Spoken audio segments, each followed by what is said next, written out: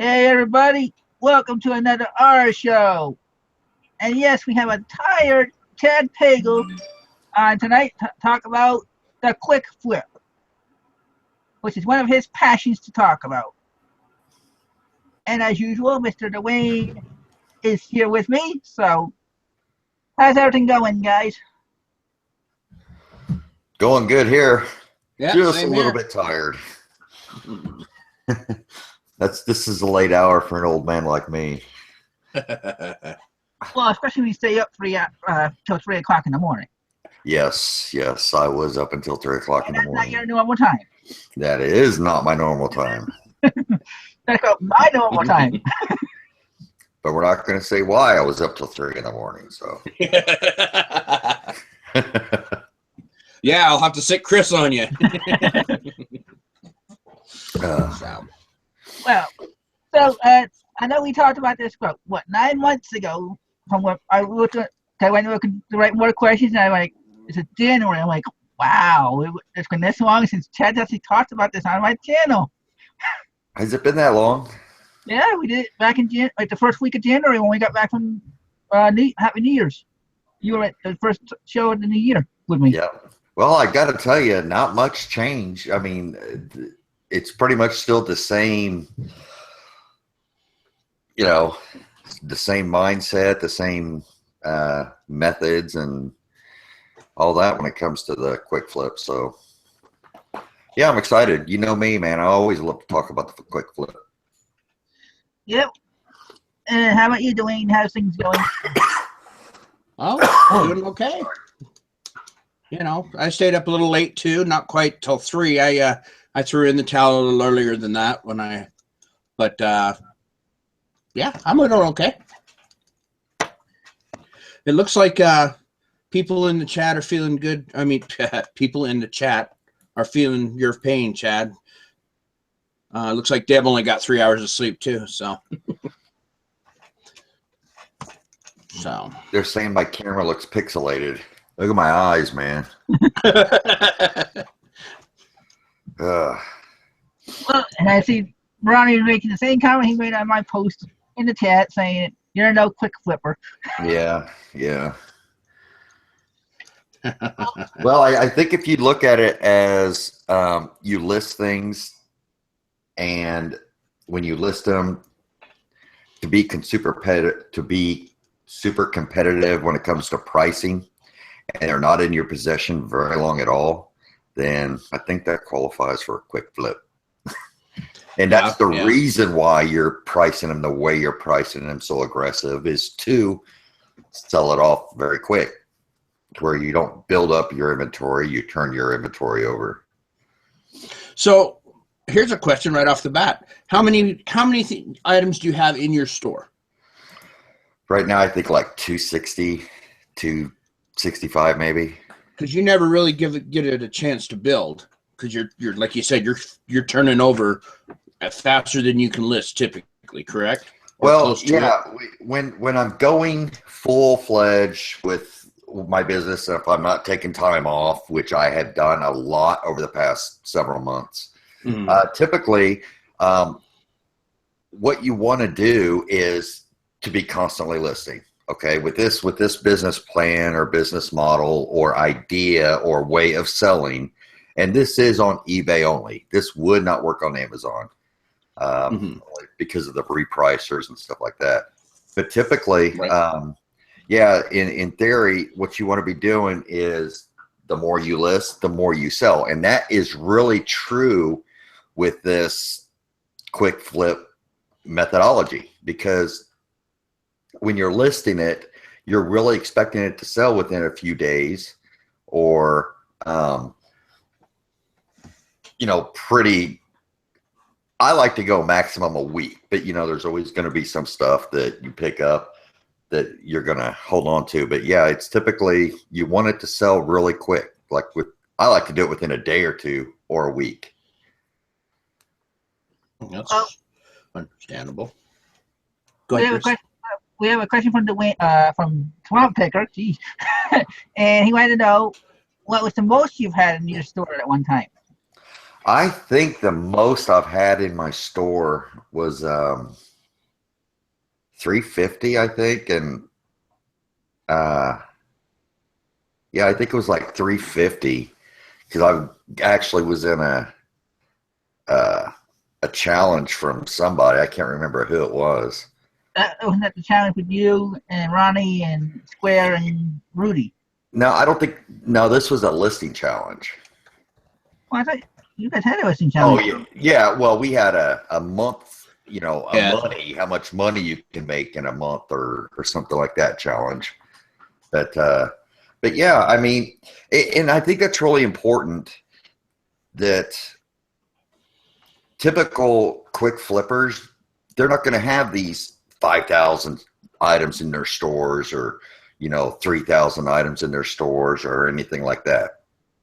Typically, because they don't have it long enough, you want to be in a situation to where you're selling more than what you're listing. I mean, I know that sounds, or you're selling what you're listing. I know that sounds like, holy cow. But you typically want to be in a situation where you have a 50% sell-through rate.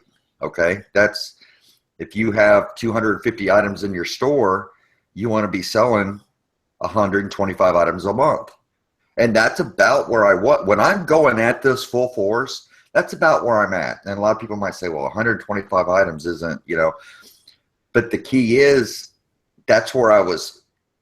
That's where I'm happy with. Okay. Like I've always said, because I'm not putting in 80 hours a week. If I need to sell 200 items a month, then I would be running about 400 items in my store.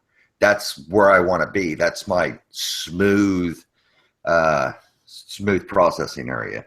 But, a lot of people, I don't know, a lot of people judge people by like their store size. Like, oh, he must be real serious. He's got 5,000 items in his store, or he's not so serious because he's only got 250 items in his store. A quick flipper, you're not going to see him, build a huge inventory, because if you're building a huge inventory, then you're not selling as far as, unless you're just. Well, I have a question for you that. Yeah. Before we get to Morris's question, is how do you feel an item is, because I know how often you go out when you're pushing it. You go out just about every day for 4 hours a day, if not more. I wouldn't say every day, but Well, I said when you're really pushing it. Yeah. You're always working towards it. Yeah. So my question is, when you are looking, how do you know which items are going to be, okay, this fits my business model of quick flip, compared to, okay, this is going to be the longest tail I have of an item I have to sit and wait, I'm willing to wait for. Well, I think history in the market dictates that. It really does.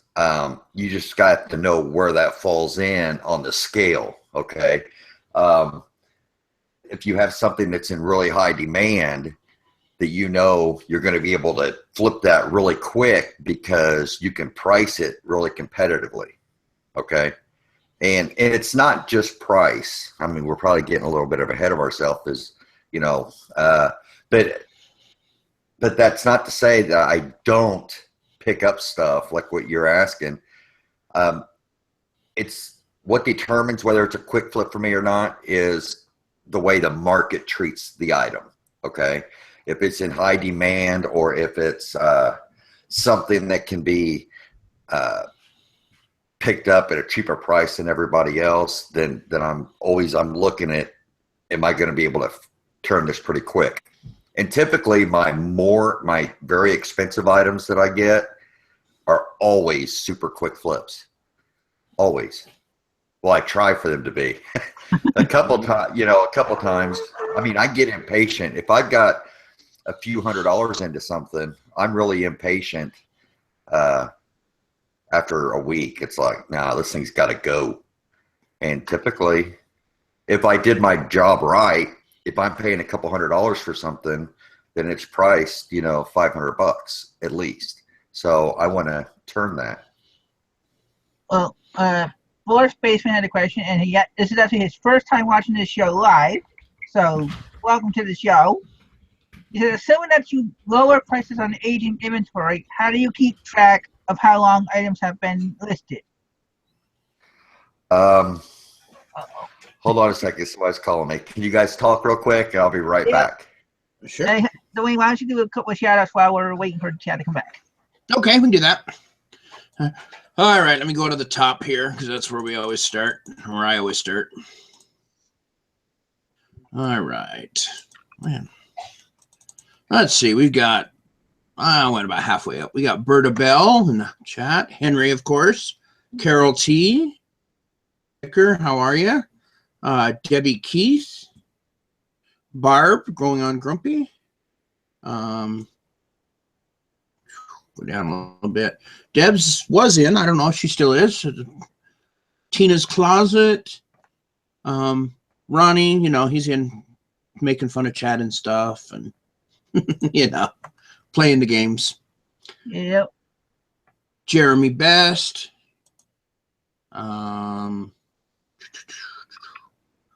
Linnell from Idaho Falls Picker. Gary Kopp. I see Harley Max on one. Boris Basement. Mr. Sadie made an appearance here. Man, we got a lot of comments already. I know. Mary Finley, which is, I believe that's his mom's account. Yep, that's I can't remember his Nathan. That's right. That's right. Glad to hear that your mom's doing better. Jeff Davidson. Let's see.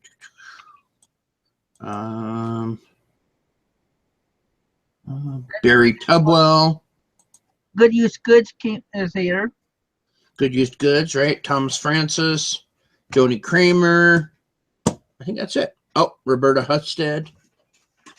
So, Well, while we're and there, I want to ask you this: have you ever thought of switching to the quick flip? I actually have. I've been working on changing a little bit.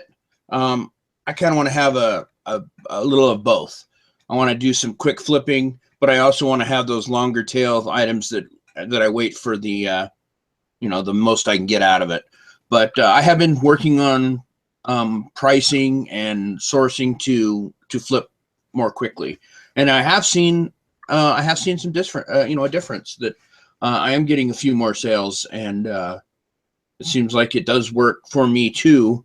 I'm not near as good at it as Chad is because of just time mostly, and just the knowledge he has. But yeah, I've done well with it. It's starting to make making me some money.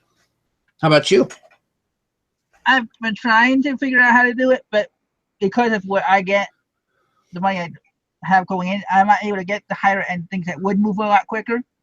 Right. So I'm still doing the low, trying to build up the cap to get into the higher end stuff.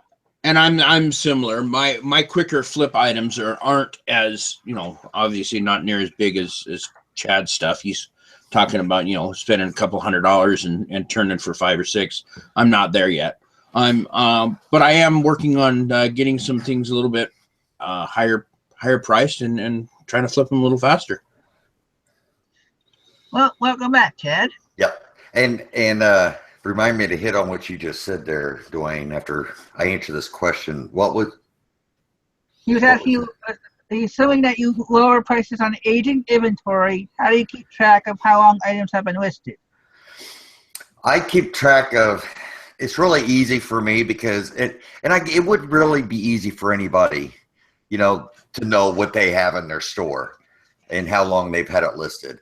Where you lose track is when something's been listed for like a year, okay? You at least know it's been on there for a year. And yes, I do have some of those, but I don't like to have those, but just sometimes that's what it is. You buy it knowing it's going to be one of those things, or you buy a bunch of one thing and, they're there until they're gone, So do you have I believe you touched on this on another channel. I can't remember. But do you have a way of tracking your inventory, or is it just in your head? It's really, I mean, I've got you're talking. Not for taxes, but just what you have in inventory. That I have that's listed. Uh-huh. Yeah, I do have a tracking system. Okay. Yeah, I like the stuff that I've recently listed, it's right here. But typically what I've got in my garage, I've got shelving units with 14 by 14 by 14 boxes. Okay. Oh, gotcha. Okay. And these boxes are numbered. So, and pretty much, even if I didn't, like put it on my listing, and I've been known to do this, even if I didn't put it on my listing where it's at, I know which box it is. I know where it's at on the shelf. And I think most people are like that. Now, where you fall into some issues is if you have, 2 or 3 people, you have an employee that's doing it and you're shipping it and you need to find it. Right. And so that's what it comes down to. I can tell you right now where I just sold a Dr. Ruth game. That's one of the things I'd had for like a year. It was a board game, Dr. Ruth. And wow, that's got to be fun. Yeah, it's sold. It's sold. And I'm like, I know where that's at. It's on the 3rd shelf at the very top. I think it's actually the top item sitting up there. And it's been there for a year. But wow. I just know it's the blue box. It's in a blue box. And most people would know unless they're so unorganized and they've got 1,000. I mean, if it got to where I had 1,000 items, it might be a little bit tougher. Mm-hmm. But typically you remember where you put something a few days ago. That's where I like to be. Okay. Oh, that's still on this shelf. I haven't even moved it out to the garage. And and that's where a lot of my sales are coming from. I'm just pulling them off of this shelf right here. And then every now and then something older will sell off. And that's the long tail. And then the shorts, the quick stuff is typically, I mean, I've pulled from this from the past few days because I've really pushed my listings up the past few days and things are actually selling right there. I list it, it sells. I list it, it sells. Nice. You wanted to hit on what Dwayne was talking about when you got back. We were talking, I asked him if he'd tried the quick flip, and he said that some of it's been going for him. Then he asked me, and I said, well, with Dwayne, my situation is with money. I don't have the money to get into the higher end stuff yet, so I have to figure out a way of doing the quick flip with the smaller stuff. Yeah, I mean, the whole idea of the quick flip, it doesn't have to be expensive stuff. The key to the quick flip, okay, is you've got to be in it cheap, okay, because the biggest thing you have going for you when it comes to using the quick flip model is your competitive price, okay? And if you're going to be able to go out there and beat everybody else out there with the price, then you've got to be into this less than what most people are into it for, okay? To where you're going to take less for it, and because that's going to be your key selling factor. And there's a lot of things when it comes to the quick flip, and I don't know if you're going to ask the question, Chris, about like your listings compared to your competitions, and what's going to make you set out. And everybody is a reseller that's selling on eBay needs to be asking themselves, what can I do to make myself stand out against everybody else? That is a key thing. And with the quick flip, you've got to have, for the quick flip to work, you've got to have just as good or better title, just as good or better pictures, just as good or better description, okay? Because everybody can be even across the board, but where you're going to stand out is with your price. For instance, and it doesn't always have to be expensive stuff. The Polaroid cameras, okay? A lot of people pick them up and they're like, oh, awesome. They're going to set it at $36, $35 to $40. And I get one and I set mine at $32.50. and it's gone within a couple hours. So, I mean, it could be done, but I won't spend over, you know, $4 or $5 max on one of these cameras. I like to pick them up for $1, which happens most of the time, but sometimes the thrift stores catch on, and you know they'll put $4 or $5 on it. But it depends on the condition of it and stuff like that. But that's a really good example that everybody's familiar with. That you know, you don't have to get that high amount of money.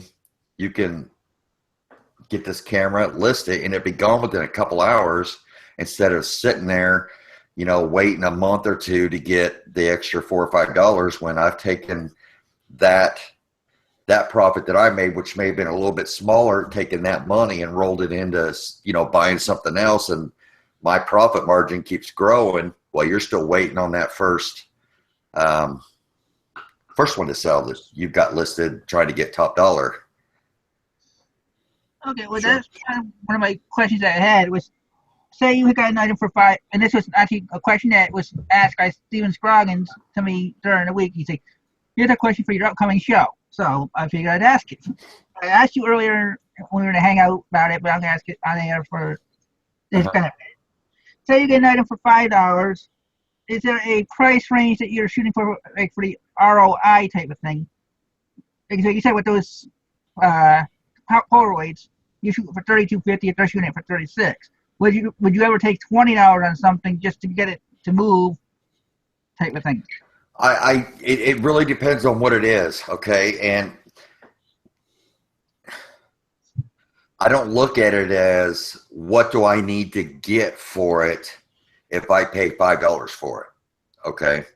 What I'm looking at is when I'm out buying, if I see that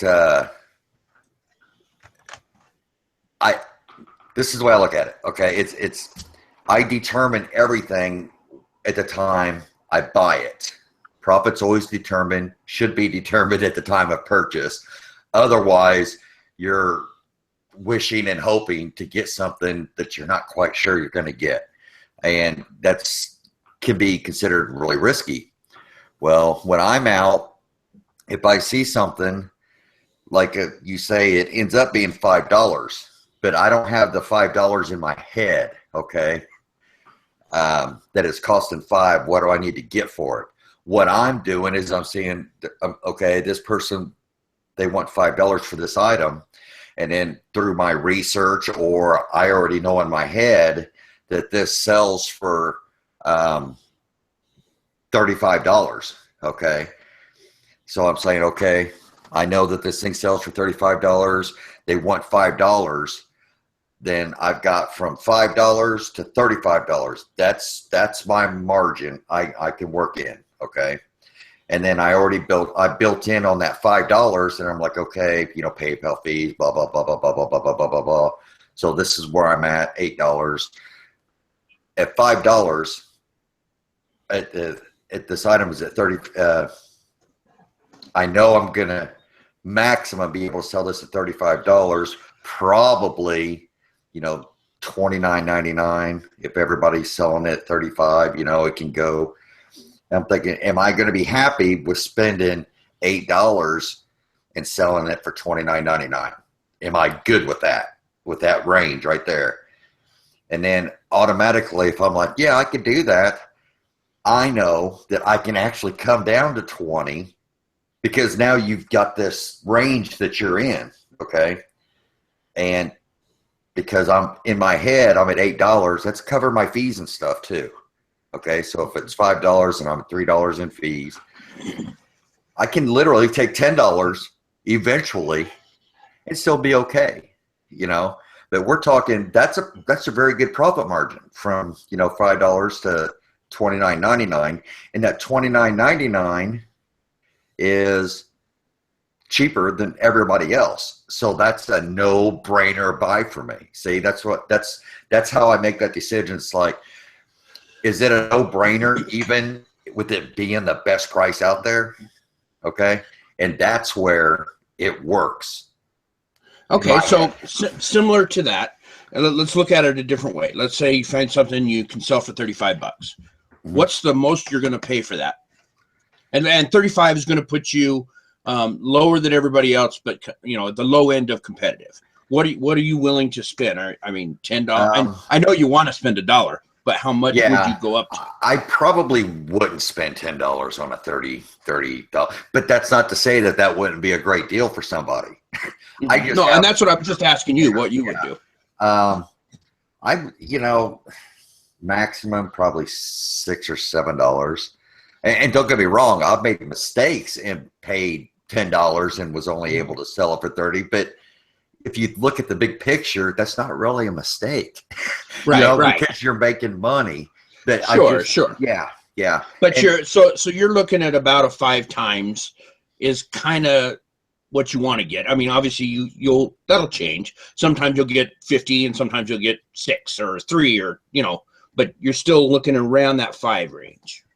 At that low, at that 30 price, at that low price range, you want to have 5, and then the higher price the item gets, the less of a profit you can make when it comes to, like when you're saying 2 times, 3 times, 4 times, 5 times your money. If you're getting up there, would I spend $500 if I could turn it into $1,000 within a few days? Absolutely, but I'm only doubling my money. I'm only doubling my money. It's like. But I'm doing it. Would I spend $500 and to sell it for $1,000 in 6 months? No way. Because I'm not going to tie my money up for an expended, because I could turn that money over 150,000 times over 6 months. Okay. And I think that's a good point, is that a lot of people don't recognize that it's not a hard, fast rule. Hey, I want to get 5 times my money, because like you said, when you get higher up, then it's the dollar amount that makes more sense to track than the ROI. When you're down near the bottom, then ROI is kind of what you can kind of go off of. It just really depends. And I'm trying to look at something real quick to get an idea or an example. These Nintendo DSIs and stuff, or these Nintendo DSs that we pick up locally here, our percentage on those are pretty low. We'll pick those up about $10, sometimes maybe 15 if they got games with them and stuff like that. And then, 40, 35s, a quick to take the quick money, that's not really what we want to do. But what that does is that keeps that business coming in, through those personal contacts locally, Sure. So, and video games are a very competitive market anyway. So you're going to be probably a lot lower on your pricing, just to stay competitive. And they don't hang around long. I mean, we don't ever have them very long at all. So regardless of what it is, we really do try to get this stuff priced. I mean, I just recently listed, I've had this backpack for probably 5 months, and I just got around to listing it. And some of them on eBay, I mean, they were ranging from $900 to $300. And I consider this one used. So I'm thinking, okay, I'm going to price this at $199. I had $2 in it from a yard sale, and it was a military guy, and I stuck it at $199. They offered me $150, and I'm like, it's gone. So, and this was like within 24 hours. Yeah. So it's not always about you can get the $300 for this item. There's where you have to have that disconnect for this to work. But you have to ask yourself, am I good with that 150, even though that, somebody else says that it's worth 300, I mean, sure. So Chris, you got more questions, right? I got quite a few more, but I want to get to Henry so he doesn't repeat it again. And they're telling me that they're saying in the comments that the live feed is cutting in and out every once in a while, and they're having to refresh. So, no, that happened to the green room. Bummer. Henry's question is: have there ever been a time that Kim has said no to you to buy something, and then see that you with a buy in bulk for like $5,000, like in your rock and roll T-shirts? I can't. I hope you can understand what he's trying to say. Yeah, I think what he's saying is, do I? She keeps me grounded, if that's what you're asking. Yes. That's yes. probably what he's asking. Yeah, Kim does keep me grounded. Kim has a very keen business mindset, and sometimes I love things, as you guys know. No. Yes. I like things. If something is cool to me, but that doesn't mean that I'm irresponsible either. But there's been times where I'm thinking, this could be a good deal. And she's that person on my shoulder saying, now, have you considered this? Have you considered this? Have you considered this? Because, she's just as good as a reseller or as experienced as I am. I think that's why we're so good together. And yeah, but she's a better negotiator than you. We say this, we both have our strengths. Okay. And we both have our weaknesses. So a lot of times she'll walk away from something just for the point of it, and I'd be like, no, I'm still going to make the deal. Okay, so it just depends, and we complement each other well. But yeah, she keeps me grounded, and she will never tell me no. You can't do something, and I'll never tell her no. But right. Well, it's team. It's a teamwork. Yeah, thing. We've been married for 25 years, or 24 years, or maybe it is 25. Don't show her the video here. Yeah, Jeff Davidson says I am her weakness. That's fine. Okay, and we got another question from Gary before I go back to one of my questions. Gary Comp asks, for a quick flip, do you look at live listings and look at competitors' picks and descriptions? Good question. There are certain things. Okay, when you're out and you're researching an item for quick flip, it is so important not to just not check your completed listings or your sell-through. Your sold listings. You do want to look real quick at your completed to see what kind of sell-through rate is, okay? Because like on your phone, you go to your completed, you're going to see green and red. Okay, the green ones sold, the red ones didn't. And many times, if you go look and you say, well, literally everything has sold, then that means that it's a high demand item, okay? And then you can look at your sold listings to see the prices that it's selling at. You're going to have some stupid high ones. You're going to have some stupid low ones, okay? And then you're right there. You're looking at your sweet spot. You're going to see something selling for 75, something selling for 25, okay? And then the average is $50. So then what you do is you go to your active listings, because to be a good quick flipper, you've got to know where your competition is at, okay? And if you need to know what you're going to be selling your item for at the time you're buying it, that you need to know where you're going to be able to sell it. You can know what you want to sell it for at the time you're buying it, but you need to know what you can sell it for at the time you're buying. So you need to go look at your competition. You need to go to your active listings and see, okay, where is this falling on the board? With active listings, guys, there's going to be some stupid high through the roof. And that's where a lot of new people get in trouble, okay, is they're going to look at they do their search, and that's the first thing that comes up, is their active listings, and they're going to see a real high price item. They're going to be like, oh, I'm going to pay, and I'm going to pay up for this. But then they come to find out that they're not actually selling for that amount. Anybody can ask anything for their items. Some people shoot for the moon, and it sits there until, we send up the space shuttle to bring it back down. But you look at the active listings and you're saying, okay, this is where my competition's at. I can list mine right here, and that should be a quick sell. I want to be the next person to sell this particular item. You know, when somebody comes to eBay looking to buy, I want them to buy mine.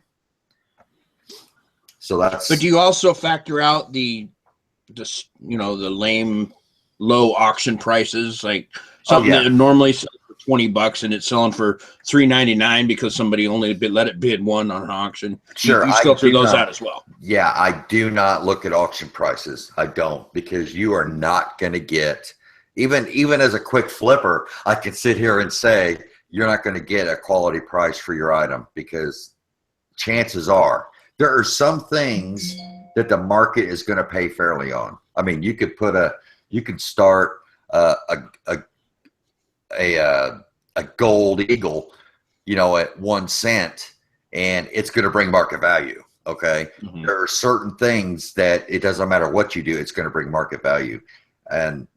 But no, I do not look at auction completed listings for, yeah. I do know that a rookie mistake is taking into consideration those that were auctions and trying to figure your average based using those as well. Whereas you just filter those out and go right to the buy it nows. And that's, that would give you a much better taste of where you're at.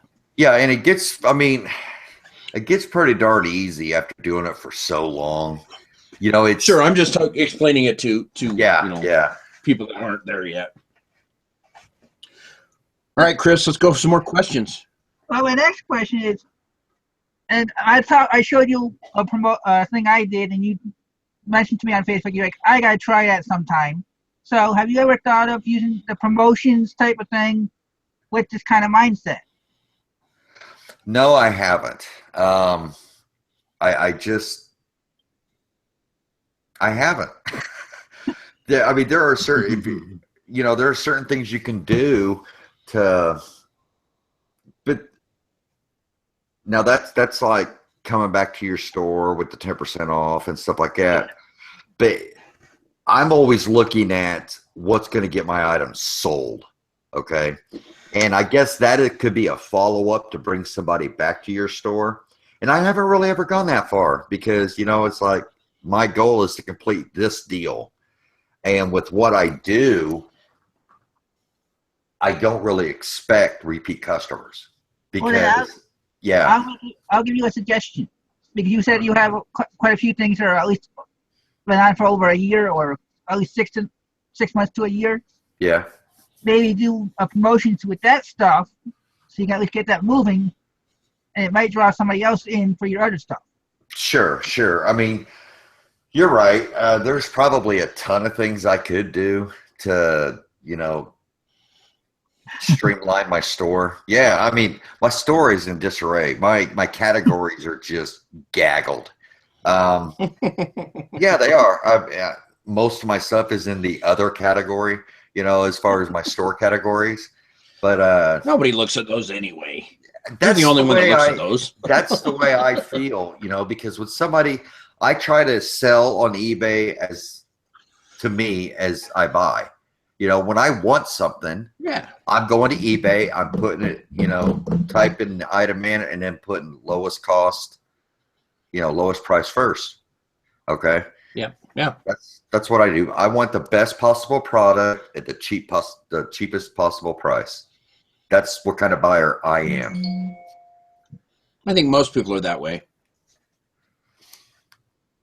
Well, I just figured I'd put that out there, because we always try giving different ways of doing the business. So it's like, oh yeah, no, I think that was a great idea, actually. In a while, considering he has 10,000 subs, it's like, if I can help him, considering he's got a lot more knowledge than I do. That's why he comes out and talks about things like this. But if I can give him something that he might be able to use too, I want to give back.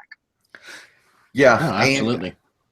Yeah, full disclosure though, I've had a really slow past few months. But it was by my doing. It's my, you're never going to see me complain that my eBay sales are slow because, and this is one thing to remember, guys, if you're going to do this quick flip thing, then everything is based on what you do. And your sales dry up very fast if you're not continuously feeding the beast. Because the way I look at it and the way I'm doing it, the stuff I'm listing right now is the cream of the crop. It's getting listed, it'll sell. It's getting listed, it'll sell. Okay, but what happens if I have 10 items? I'm like, okay, I'm going to list this. I list the 10 items. 8 of them sell really quick. 2 of them don't. So then what happens is my inventory is building a little bit. Very, very slowly, my inventory is building.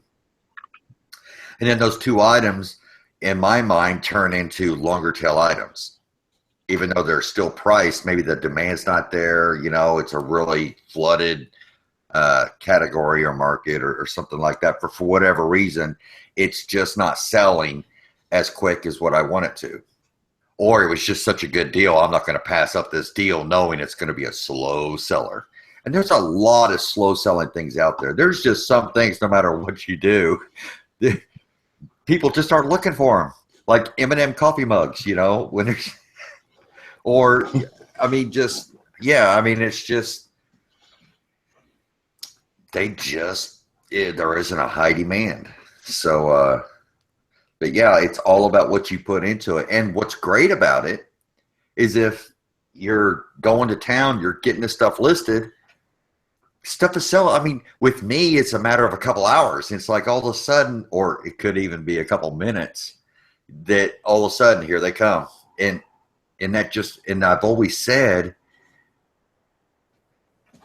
I'm not making money if I'm not listing. And that's literal, because if I stop listing, yeah, I'm going to have some sales. You know, I might have a couple sales a day or something. Rarely do I have donuts, zeros, but it has happened over the summer. There's been a day or two, a couple of them. And, but even during my slowest time, you know, the slower stuff is sold, but my store inventory is dropping. You know, because I'm not listing, but I'm selling some stuff. So it's dropping. And then before too long, then it's going to dry up. But, and this is what's crazy. If I say, okay, I've got all this stuff I'm listing, I start listing, then all of a sudden it's like, it's turning back on. So, and that's just key. Do you ever run sales in your store, or because you figure you're already priced near the bottom, do you ever run sales? Almost 100% of the time. Yep. Oh, okay. Because, you know, we were talking about that $5 to $35, and I'll price mine at $29.99. Okay. And this is just I don't like to do this on the real cheap stuff because there just isn't as much room. But say if something's selling for $70, okay, I've got $10 in it. It's selling for $70, and I priced mine at, you know, $62, and that's the cheapest around. So at $62, I'm still going to get those offers of people wanting to cut me in half, okay, even though I'm already the cheapest. But I use that in my counter offer, okay. So I mean, $62. You know, and I'll throw them a $55 counter offer saying $55, best I can do. It was already cheaper than anywhere else. So, and then, you know, and that'll either get them to buy it. It's like, because I know where my stuff is priced. And and then they're saying, people are like, he just took $55 for something that everybody else is selling for $75. Yeah, well, guess what? Tomorrow I'll list something else at that price, and, you know, and I'll sell mine. And now I'm at $110, and you haven't sold your first 70. So, and then I just continue doing that. And by the time that, you know, everybody wants to, you know, elbow, and, you know, these people, it's like, let's protect this market. And, you know, everybody price theirs at the same price. It's like, look, I'm here to make money. I'm not here to, you know, be kind to my competitors. You know, I want my stuff in and out. And, you know, you'll hear a lot of times some of the criticisms of you're leaving too much money on the table. You're leaving money on the table. It's like, what are you talking about? I'm in this so damn cheap. It's all profit. It's all profit. I have that much room to play with. And then you have the other people saying you're driving the price of the market down. No, I'm not in it long enough to drive the price down. I'm in and I'm out before anybody even knows what happens. And and that's why it doesn't work for Amazon, because Amazon literally with the repricers, you can drive the price down. That's where they call the race to the bottom. But yeah, I mean, well, and there's no way to distinguish yourself in Amazon. It is only about price. That's all you can do in Amazon to make yours any different is lower your price. And so everybody lowers their price. Yeah, and whenever you're into stuff that's like one-off, I really don't give a crap about what happens to that market once I'm in and out. I mean, and that's my business. Yeah, I may come back to it, like the Polaroid cameras. I may come back to it, but after I sell mine, I could care less what happens to the Polaroid camera market on eBay. I don't care. I'm not selling.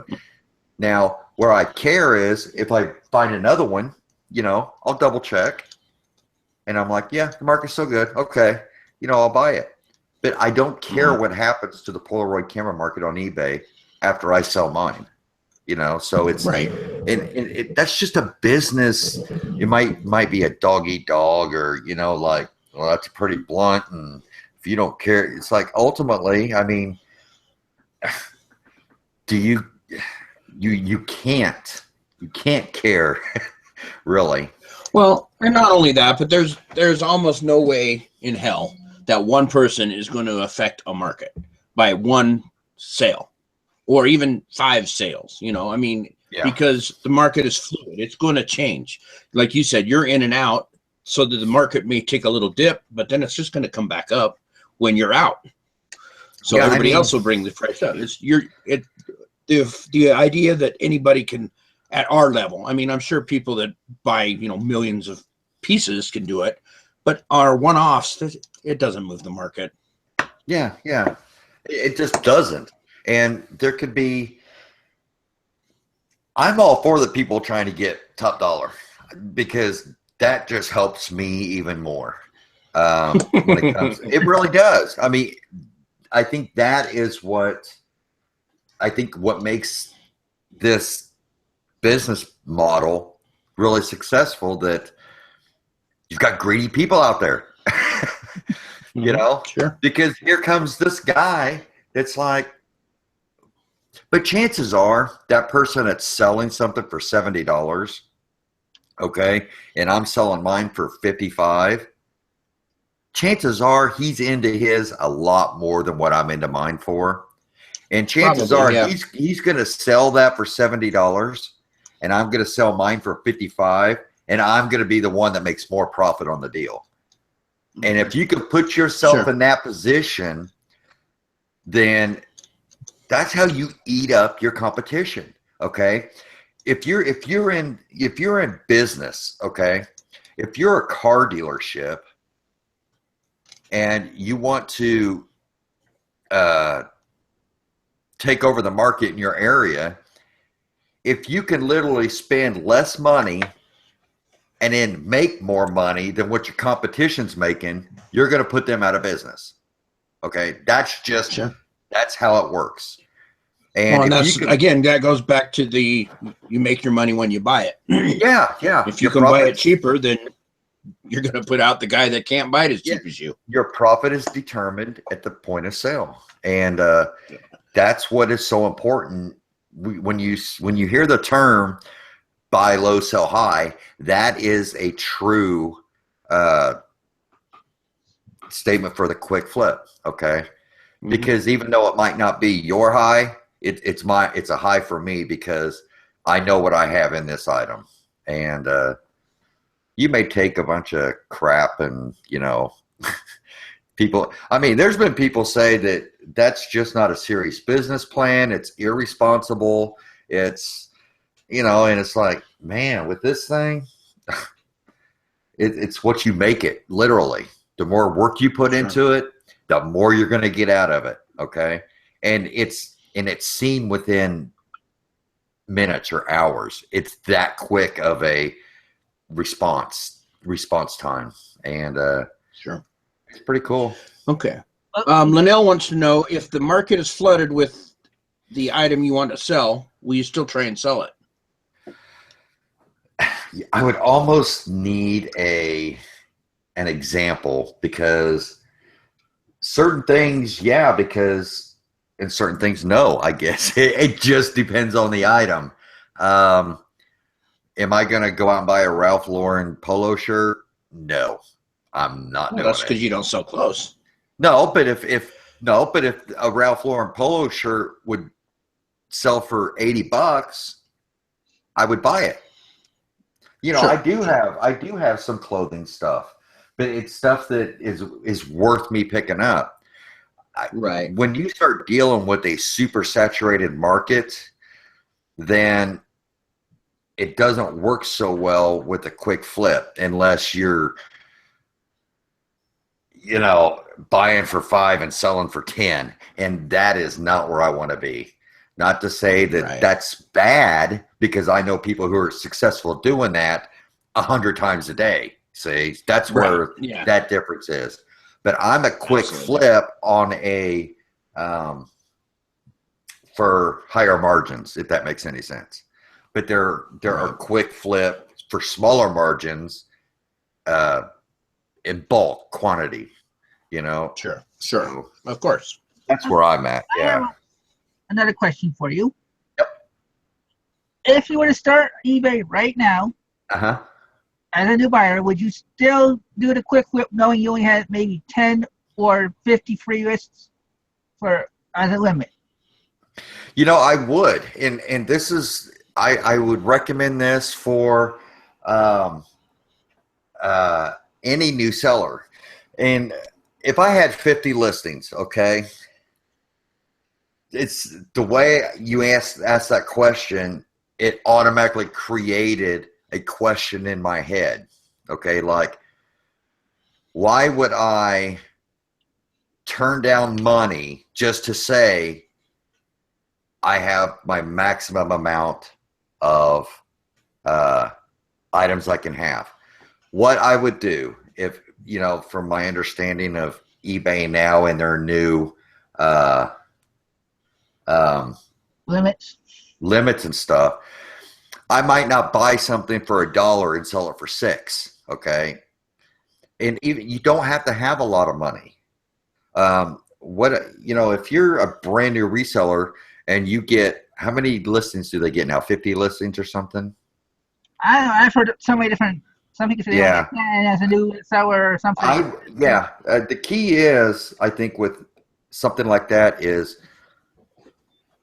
start pumping stuff through. Okay. If you hit a limit, and if you're a quick flip and you can only have so many items listed at once, or I don't know how it works nowadays because it's been so long, but if you get to that limit, then call eBay. It's like, look, I'm serious, you know, I've sold, because if you're a quick flipper, it's going to be a quick turnaround. So within a few days, you know, your customer is going to have their item, and eBay is going to see that this transaction went through. And if you do this and then you hit your limit of 50, you've literally got 25 transactions in a week.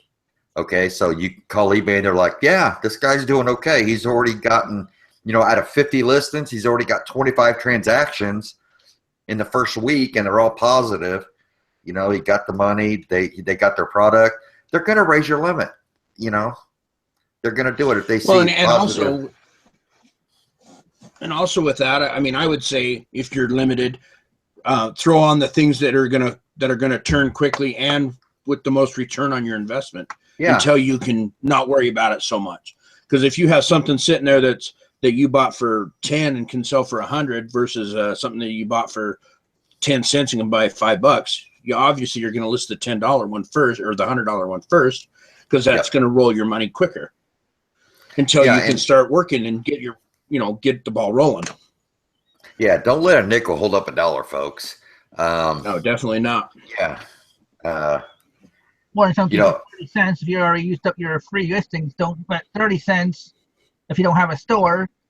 Yeah, that's what I mean. And pay the 30 cents to make the $20. Don't say, well, I'm going to wait until I get a free listing, because the longer you wait, I don't know. It's just that's a mindset that's going to hold you back, because you're letting other things dictate your success. Okay.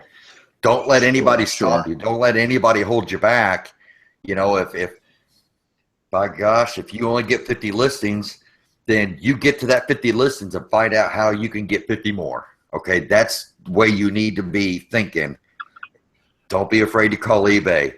That's been what some of my biggest advice to people is. Like, somebody recently was like, I'm not going to be able to make my eBay payment. It's like, call them. Call them and, tell them you're having trouble.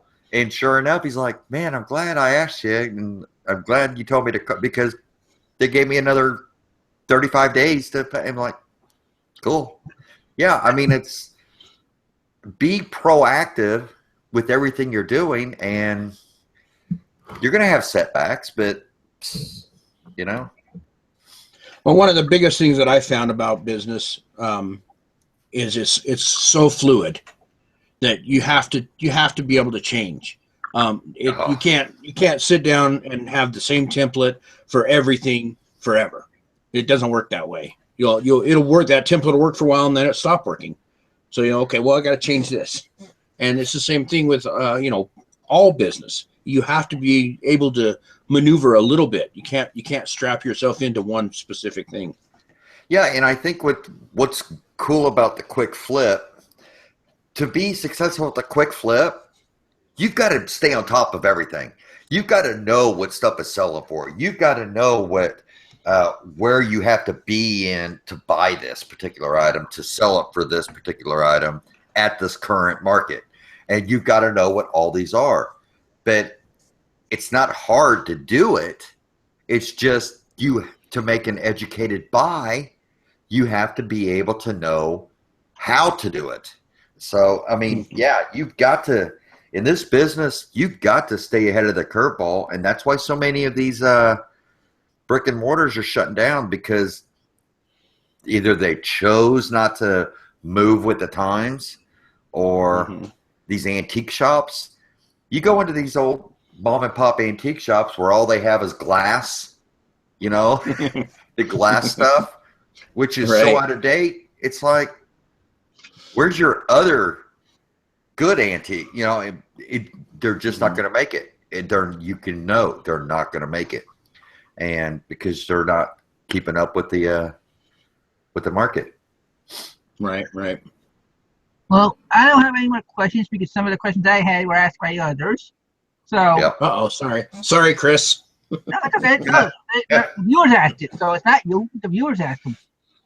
No. Well, in another good thing I see where people are saying how much money they're making over the past month and stuff, and I think that's real important. I'm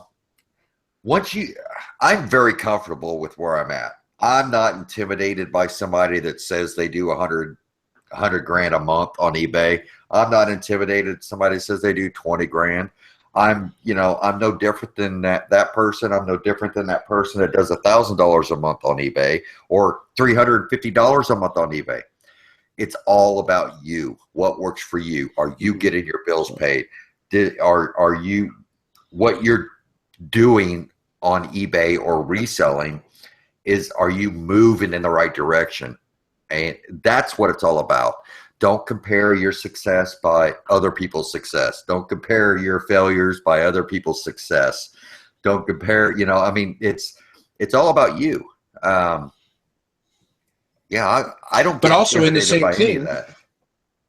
Yeah, I don't either. But in the same thing is, if you're making $3,500 a month and I'm making $500 a month, I want to find out what you're doing, so that I can get up there. So it's you know, I don't compare myself. I want to learn from those people that are making the big money because they're doing something right. Sure. But at the same time, just because they can do it doesn't mean you can do it. And Absolutely. And unfortunately, some people say, you know, when you emulate success, people take that literal, okay? And that's what it doesn't work. It's always got to fit to you and with what you're doing. You can take bits and pieces and try to apply it to you and build off of that, but it's never it's never key to try to do exactly what this person's doing. A good example is like Ronnie Hart. I always use this. It's like, could anybody here in my town go on YouTube and watch Ronnie talk about the types of stuff he buys and says, I'm going to do that? No, you're not. Not around here. You're not. You know? Yeah, I agree. I can't. You know, I don't have that kind of stuff here. I just don't have it either. I don't have that kind of high-end clothing. Mm-hmm. And, you know, if you're in California, you're not finding the kind of stuff I'm finding. But you may come across some of this stuff. But the key is how it's done. Okay, that's what's key is when you, it's the process. When you come across somebody that you're like, oh, I like what they're doing. They sell some really cool stuff. It's not just about the stuff. It's about the mindset. It's about the process.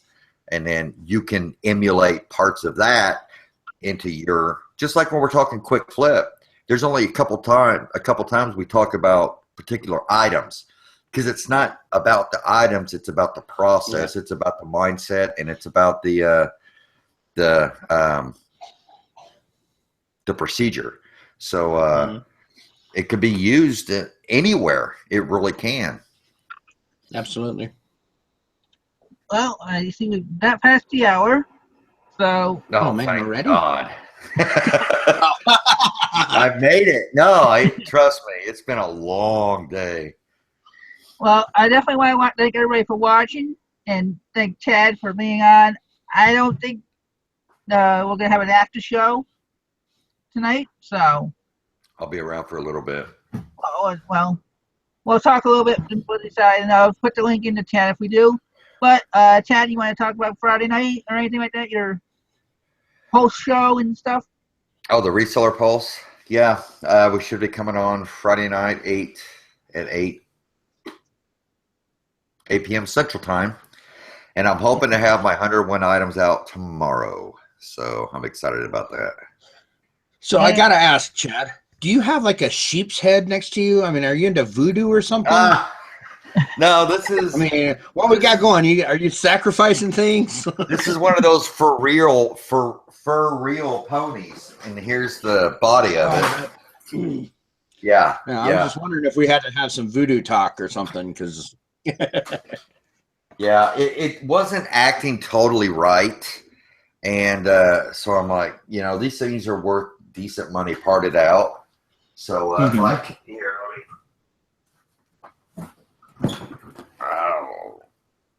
Well, while you're doing that, I'm going to answer Coco's question first. Coco, the National Resellers Advice Group in Facebook, it's my group. So, it's my own group I started before the Reseller Society was started. All right, Kraft, what are you doing, Kraft? Now, here's the head to it. And actually, Deb Pinch Pesos had us a video about getting half of this apart, but you know, stuff like this sells, and you've got here's the actual body of it, the fur for it. So yeah, this stuff sells. And the ears, because it's all robotic, and I doubt if I'm going to sell. I might take the legs off and sell the body. I'll sell the head. Literally, what I'm doing is I'm parting it out. And sure. Hey, if you can't get it to work, you know, find out what's wrong and part out the rest. Yep. I mean, it turns on and it does all kinds of stuff, but I just can't imagine that's all it does. because I wouldn't pay that kind of money for it. I mean, it would be a bear to ship anyway because the net breaks easy on these. So it's possible it was working okay, but I don't know. I saw I could make some better money on it parting it out. So plus it was fun, and I did cut my finger. Just getting this stuff off can be difficult. Is that you chinging? Yeah, I don't have my phone near me, so Yeah. I sold an old broken Nintendo 64. What power? Oh no, that's not the broken one.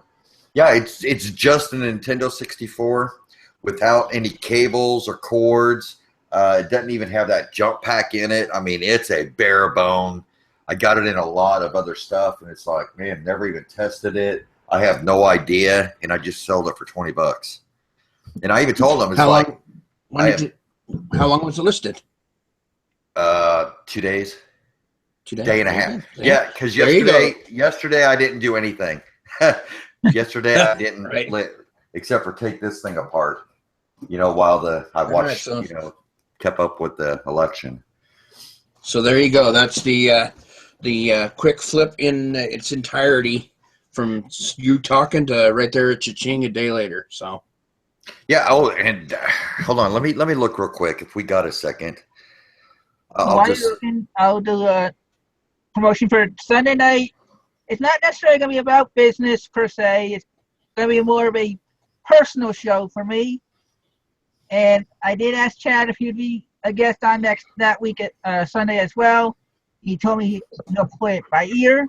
So there's things that I need to get off my chest type of thing. And I figure Sunday's the best show for it. Next Wednesday, we are going to have Angie Moselander Shoot on. And she's going to be talking about how she runs 8 eBay stores on her own.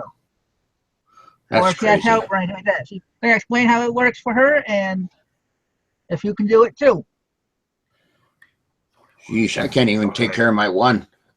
Out of the past 21 items I've sold,